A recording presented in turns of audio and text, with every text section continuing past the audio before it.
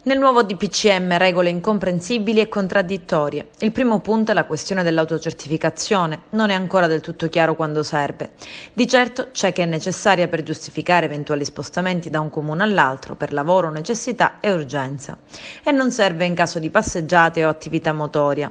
Ma l'utilizzo dell'autocertificazione va ad incrociarsi con il coprifuoco dalle 22 alle 5. Ad esempio, è consentita la passeggiata con il cane oppure no? Dopo le 22 bisogna portare fuori il cane muniti di autocertificazione e indicare i motivi, ad esempio attività lavorativa per i quali non si è riusciti prima, oppure dopo le 22 non è semplicemente consentito portare a spasso il cane e quindi compilare un'autocertificazione non servirà a evitare multe? Oppure comprare le sigarette. Era possibile nel primo lockdown ed oggi no? C'è poi la questione della possibilità di invitare amici e parenti a cena, che pare risolta dal fatto che il coprifuoco è stato indicato alle ore 22. Risolta nel senso che, almeno per quanto riguarda il pranzo, non sarà vietato di fatto, anche se non esplicitamente. È fortemente raccomandato non ricevere non conviventi a casa, ma non è vietato. E se si ricevono, è di nuovo fortemente raccomandato usare la mascherina.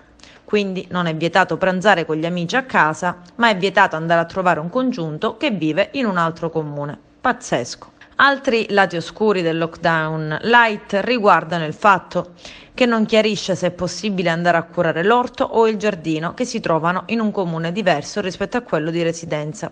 In primavera, alla riapertura dopo il lockdown, era stato consentito, dando un'interpretazione allargata dello stato di necessità per non far perdere le colture di orti e giardini.